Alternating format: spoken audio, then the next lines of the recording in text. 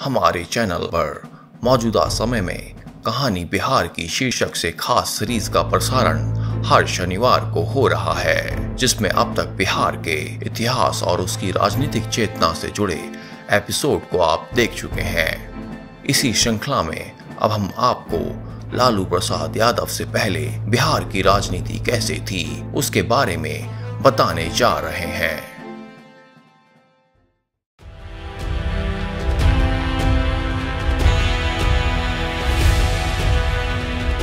सन 1946 में श्री कृष्ण सिंह बिहार के पहले मुख्यमंत्री बनाए गए, जिन्होंने इस पद को सन 1961 तक संभाला। महात्मा गांधी की विचारधारा के उपासक श्री कृष्ण सिंह बिहार में उस समय भारतीय राष्ट्रीय कांग्रेस के सबसे प्रभावशाली व सर्वमान्य नेता थे। लोग उन्हें प्यार से बाबूजी कहते थे। बिहार में 4 छोटे गैर कांग्रेसी सरकारों के कार्यकाल को छोड़ दें तो सन 1946 से 1990 तक राज्य में भारतीय राष्ट्रीय कांग्रेस ही सत्तारूढ़ रही।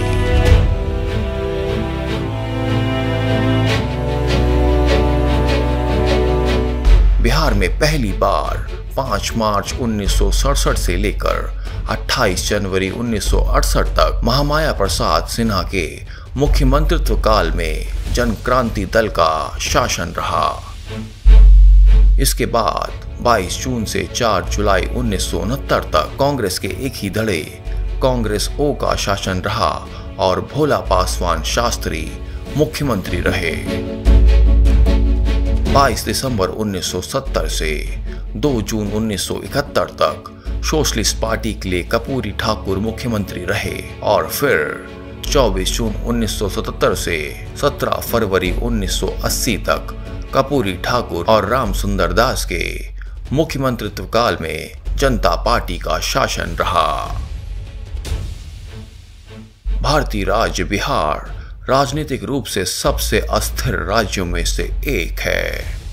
शायद यही वजह है कि वर्ष 1961 में श्री कृष्ण सिंह के मुख्यमंत्री पद से हटने के बाद 1990 तक करीब 30 सालों में 23 बार मुख्यमंत्री बदले और 5 बार राज्य में राष्ट्रपति शासन लगाना पड़ा।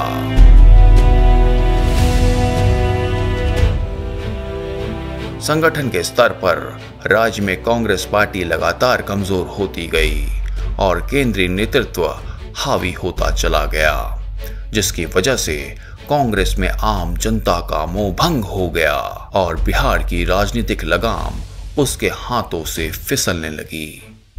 यही नहीं, जिन 30 वर्षों में बिहार ने 23 मुख्यमंत्री देखे, उसमें 17 कांग्रेसी थे। राज्य में कांग्रेस कमजोर हुई तो प्रदेश के कई क्षेत्रीय दलों का उभार हुआ, जिसके फलस्वरूप राज्य को मजबूत सरकार नहीं मिली और राजनीतिक गिरावट के साथ बिहार की माली हालत भी खराब होती चली गई, जिसका प्रभाव सीधे जनता व युवाओं पर पड़ा। सन 1973 में कांग्रेस के मैस के बिल को लेकर शुरू हुआ छात्रों का आंदोलन जब 1974 में बिहार पहुंचा तो वो नागरिक समस्याओं का आंदोलन बन गया था, लेकिन धीरे धीरे इसका स्वरूप व्यापक होता गया। शैक्षिक स्तर में गिरावट, महंगाई, बेकारी, शासकीय अराजकता और राजनीति में बढ़ते अपराधीकरण के मुद्दों पर शुरू हुआ ये आंदोलन सर्वमान्य नेता जयप्रकाश नारायण के नेतृत्व में एक देशव्यापी आंदोलन बन गया। जेपी और राम मनोहर लोहिया की अगुवाई में इसे संपूर्ण क्रांति जन आंदोलन कहा गया।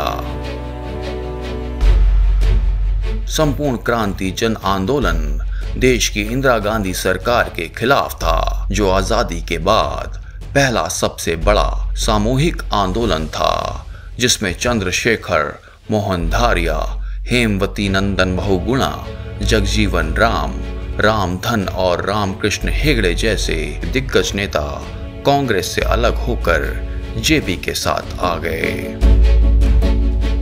इस आंदोलन का असर इतना गहरा था कि प्रधानमंत्री इंदिरा गांधी को इससे खतरा महसूस होने लगा और कहा जाता है कि 26 जून 1975 को जब इंदिरा गांधी ने देश में आपातकाल लगाने की घोषणा की तो उसके पीछे संपूर्ण क्रांति आंदोलन एक बड़ा कारण था।